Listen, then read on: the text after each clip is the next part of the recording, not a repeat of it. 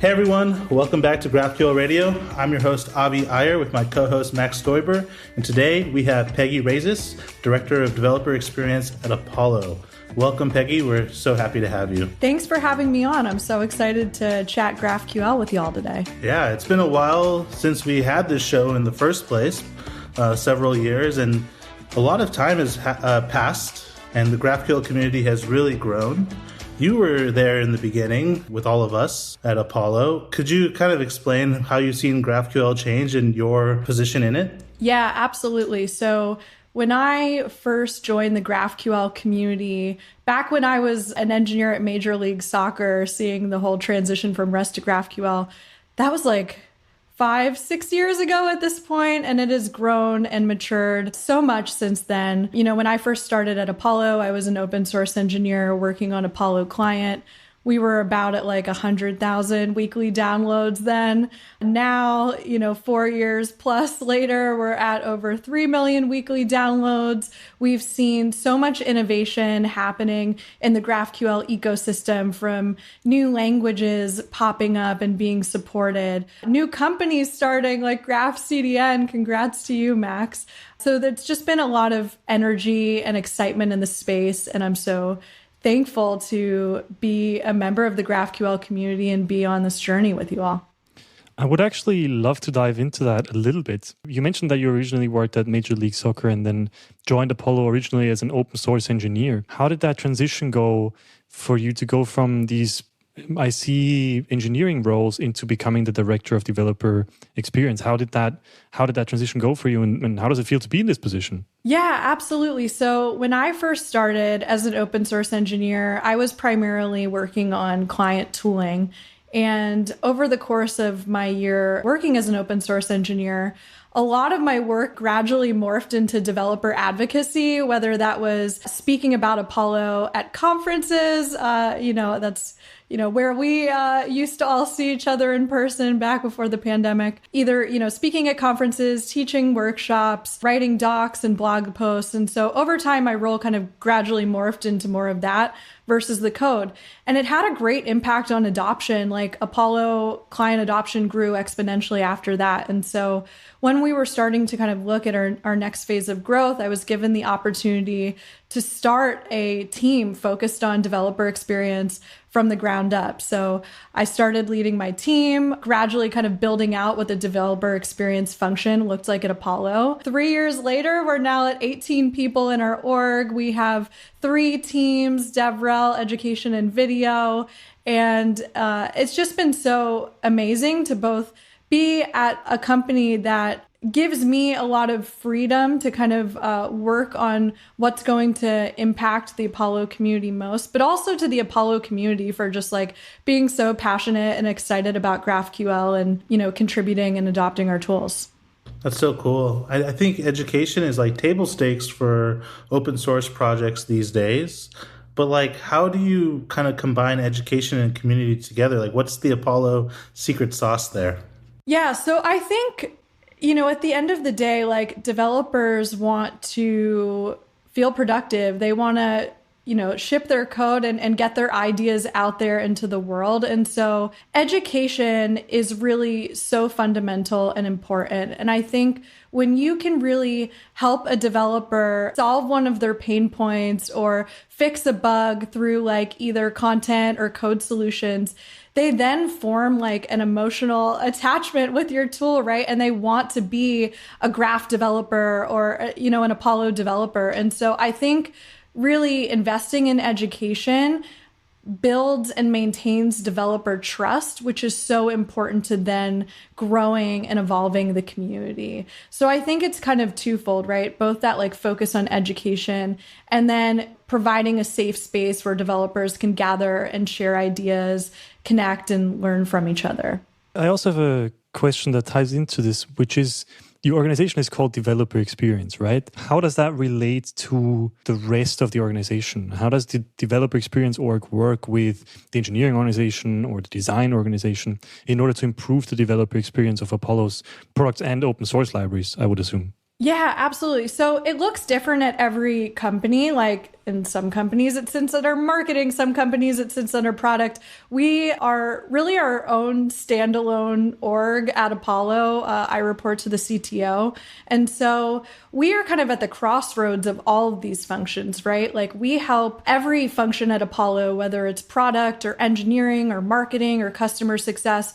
We represent the eyes and ears of the developers. And so part of our job is not only to grow and strengthen the Apollo community, but also help other functions at Apollo understand who our developers are and what they care about. And so being able to kind of educate every function at Apollo, what matters most to developers just helps every function become more developer centric and helps us all act in the best interest of the community. And so in any given week, right, we could be maybe helping marketing with different campaigns and help them discover like what topics are important to developers. Maybe it's caching or security or auth. We could be testing out a new release of Apollo Client or Apollo Server. We do what's called friction logs, where we kind of just like sit in the shoes of the developers and record ourselves like through video, going through each of the steps that they would take like to adopt the tool. And so that's been really valuable in providing feedback.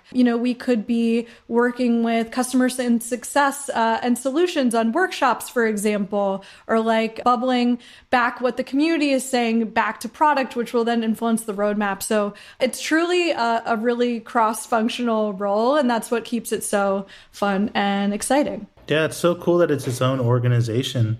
And a lot of different engineering teams that I've seen, product companies, it is kind of buried in marketing. And, the question is like, oh, well, how much impact do I have on DX if I'm in a marketing team versus next to like fellow engineers or like side by side with other teams? So let's just say like Apollo is going to release something new or create something new. How does the DevX team, like, how are they integrated into that process? Are the engineers themselves required to write docs, or is it like a partnership between the two teams? Like, how's that run? So we like to get involved as early as possible. And so where we found the most success is when developer experience is partnering with engineering to develop the features side by side. So we could be reviewing design docs, like providing feedback on the shape of the API and the ergonomics of the API.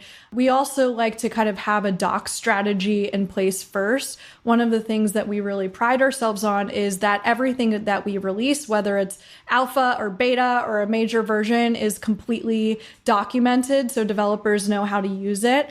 And so we have folks on my team who are specialists in docs. However, they, not exactly write the docs for the engineers, but they empower them to write better documentation. So they'll sit with them to figure out like, okay, what should the information architecture look like? How should we structure this page?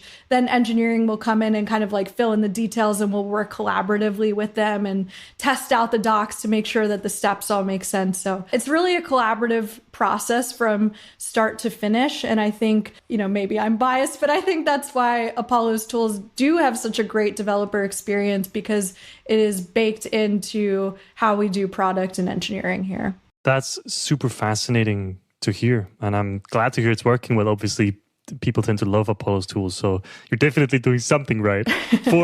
For those listeners that might not have spent as much time in the GraphQL community, although I will say that this would be very difficult, that might have missed Apollo so far. Maybe give us a little bit of an overview over the myriad of things that you all do in the GraphQL community, and also what products you might have or other offerings, so that everyone knows exactly what you all do. Yeah, so Apollo is a platform for building a graph. And we see the graph as a new layer of the stack that fits between the UI and the service layers. And it brings all of your data and your services and your capabilities together into one consistent and discoverable place that anyone can access with the GraphQL query. So the way we help developers do that is by several of our tools. Obviously, we have Apollo Client for web, iOS, and Kotlin, and that helps developers connect their clients to the graph. We have Apollo Server, which is our open source JavaScript implementation of a GraphQL server to help developers get up and running with the graph quickly. We have Apollo Studio, and that's our SaaS offering. We have an IDE in the cloud called Explorer that helps developers write queries really quickly, save their work, and share it with their team.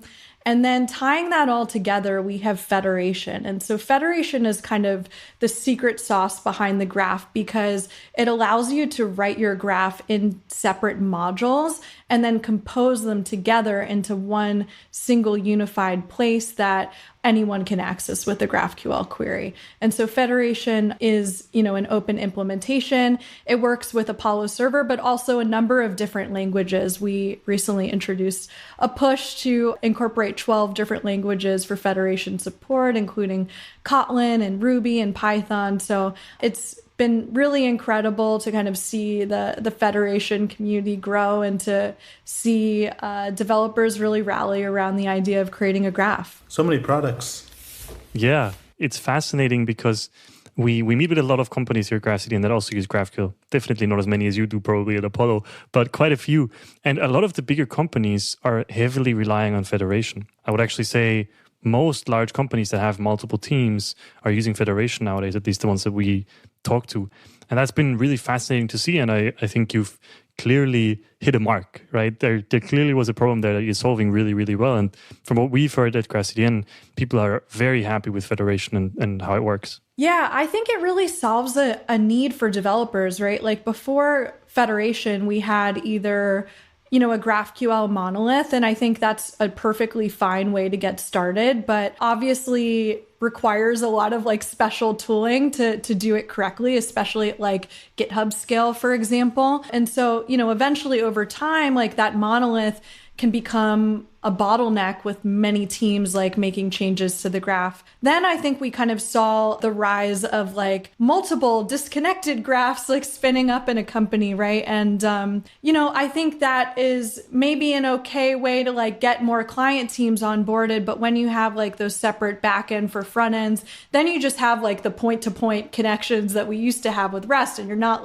getting the most that you could out of GraphQL. And so Federation is awesome because it allows you to write your schema code in those separate modules and then compose them together. So it's one, unified graph for the client to query, but it's made up of those separate modules. So teams can ship code independently. They don't have to worry about breaking changes. And it's just a really excellent way to build decoupled GraphQL microservices that are flexible and stable and resilient. Federation's come a long way, from back when this podcast was airing. Schema stitching was the way to do this GraphQL one graph type of deal. And now you have actual thought and kind of a lot of care put into this Federation concept. Often the people I talk to who are implementing GraphQL at enterprises, large teams, they don't understand that a user is a user is a user. It's more like whether you're different teams, the schema for the product is still the same, whether you're on team A or team B. Then they get kind of tripped up by everyone has their own GraphQL server with the implementation of the same type that everyone else has, and you get into this weird problem. So Federation it's like a home run. Does Apollo's Studio enhance Federation? Is there tooling and products around Federation that people can kind of offload to you all to kind of figure out for them? Yeah, absolutely. So we have managed Federation, which coordinates the deployment of a federated graph. Obviously, when you're introducing a distributed architecture, there's a little bit of added complexity. And so the Apollo Schema Registry helps you coordinate those deploys so there's no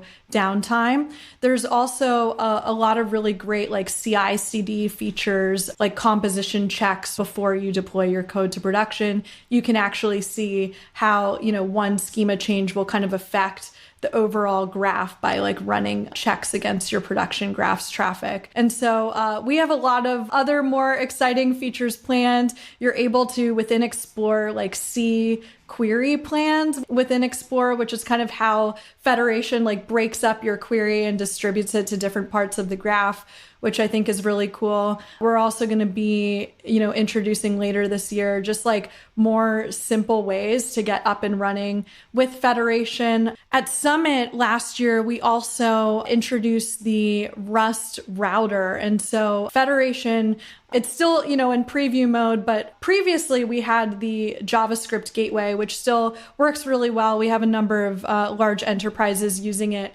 in production, but it's JavaScript, it's single threaded, right? So there's kind of, you have to, scale it horizontally in certain ways. The Rust router is like incredibly fast and performant and, relies kind of on Rust and its multi-threaded nature to make really great things happen. So I'm very excited for the Rust router to become stable this year and to get it in developers' hands, because I think it's really going to change the game for how they deploy and build federated graphs. It's fantastic to see that you keep investing in this and so many people use it. It just keeps getting better. One thing I'm also really curious about is how does Apollo think about open source work, right? Obviously, like you said, we mentioned all of the many different open source projects that you all maintain and community contributions you all make. How does that work inside of the company? There can often be a little bit of tension between the maybe commercial side of the company and the open source side of the company.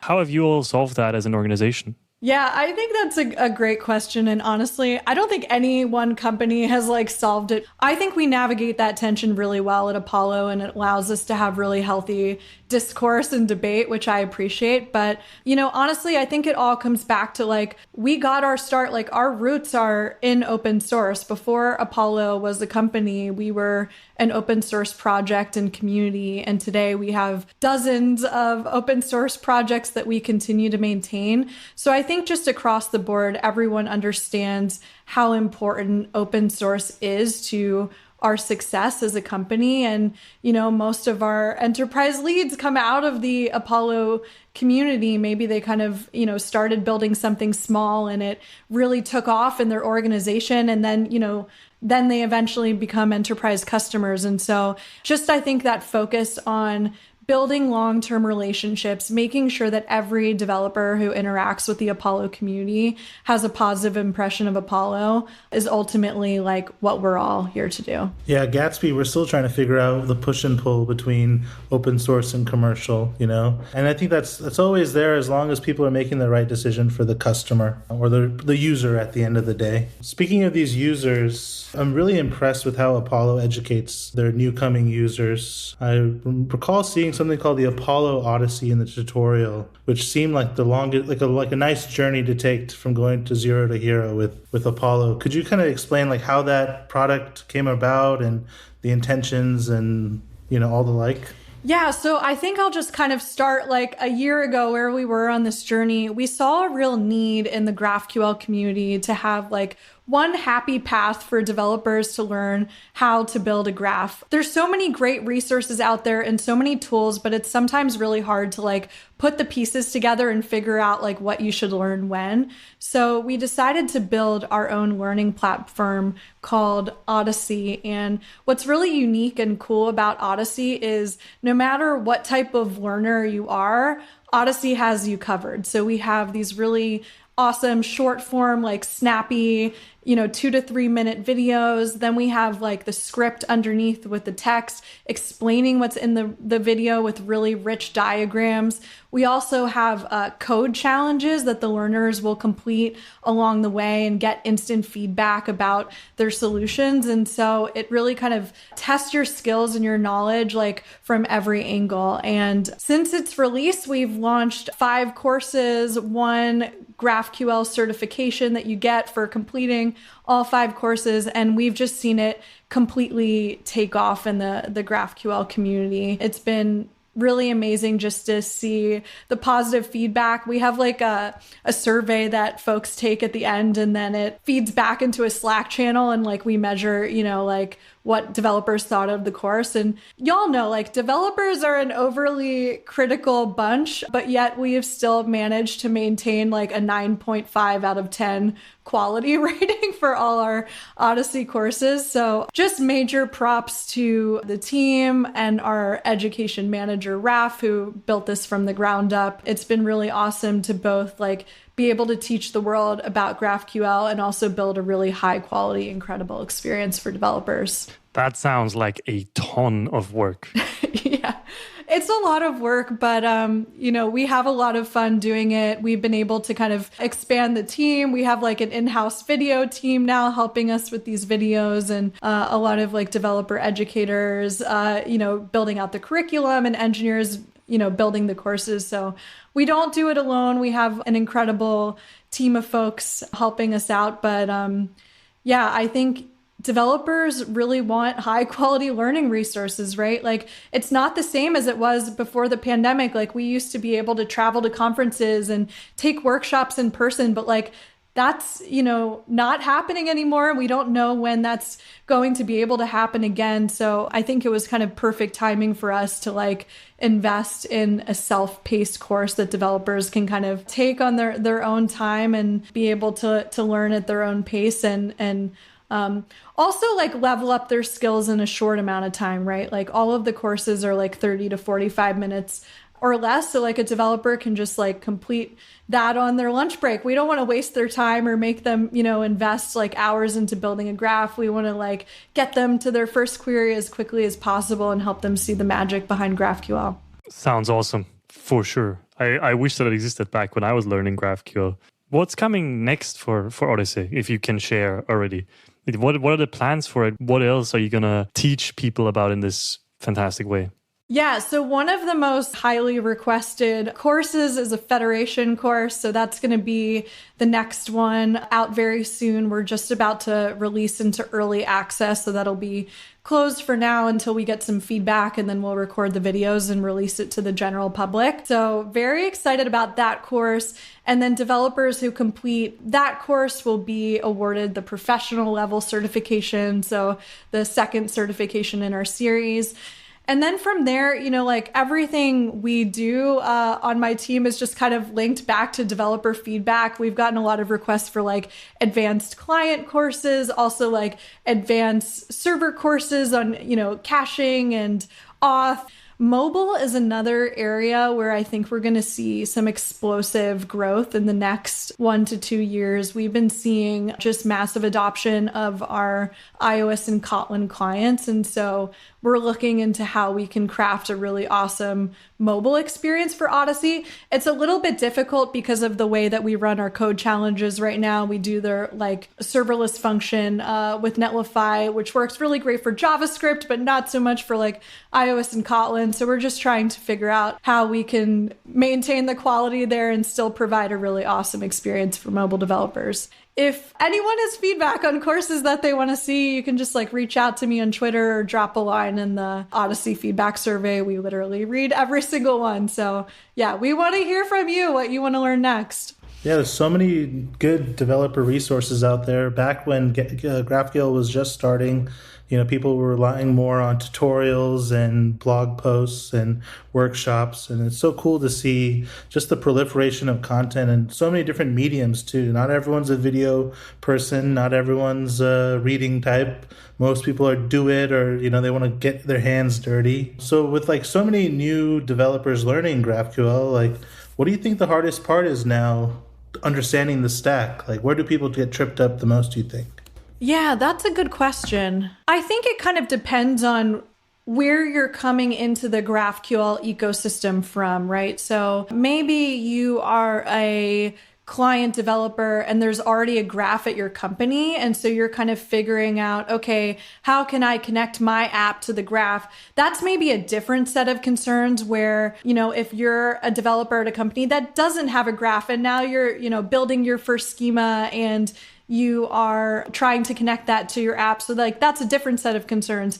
I think there are always kind of the evergreen topics like caching and security and auth that tend to trip people up, not because there aren't solutions, because there certainly are, but because there's like maybe a lot of outdated like blog posts and just like opinions in the general broader, JavaScript ecosystem that like you can't do caching with GraphQL, or like GraphQL is insecure, you know what I mean? So I think, maybe some of those like outdated opinions can send learners down the wrong path. So yeah, I think, it really just depends like where you're coming into it from, what are the main concerns for you, and then that kind of influences like how you learn GraphQL and your journey going forward. That makes a ton of sense. I've never actually thought about the different personas going into GraphQL. It's fascinating to hear that you thought, obviously you have,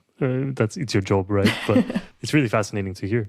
One more question about this education community topic. How have you seen the community shift? If you think back to the very early days of your Major League Soccer first GraphQL experience to now, what have been the biggest changes that you've observed if you compare those two experiences? And what do you think is coming next for the GraphQL community? Yeah, so I think when I first started out, like things still felt a little bit like bleeding edge. There were, fewer companies like doing it in production and making it like their entire company's strategy.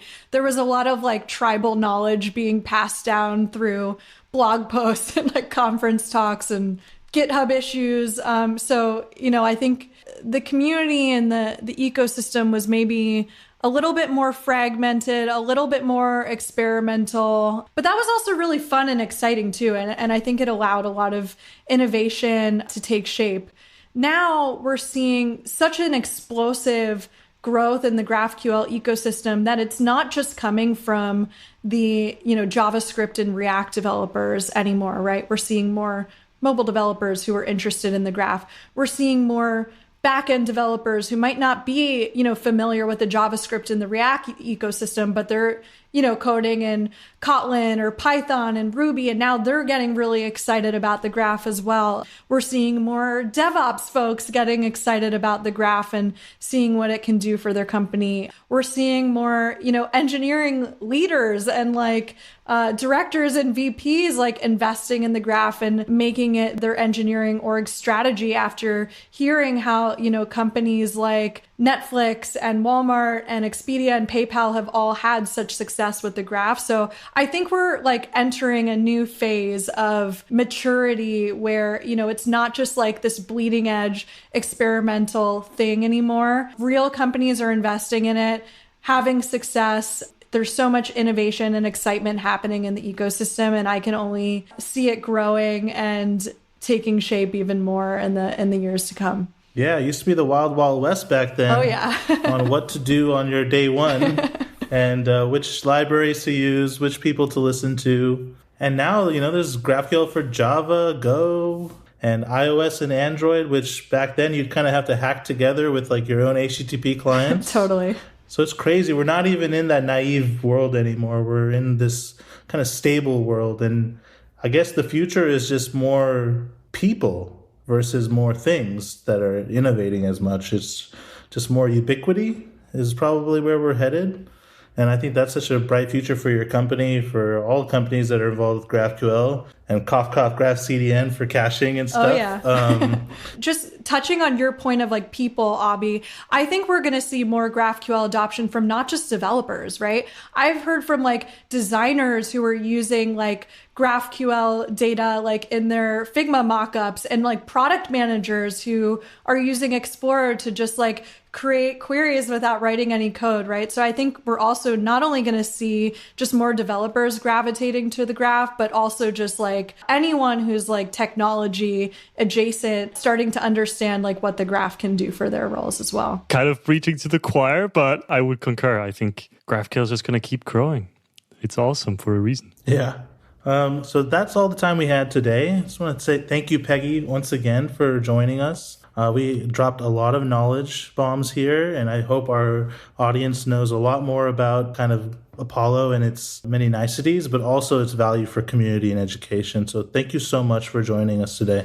Yeah, thank you so much for having me. This has been so much fun, and hopefully Maybe we all get to meet up in person at a conference soon. That would be super fun. But anyway, yeah, I'm just so inspired by the work that y'all are doing for Gatsby and Graph CDN, pushing the ecosystem forward. And I'm excited to continue that with both of you in the months to come. Awesome. Thank you for being on, Peggy.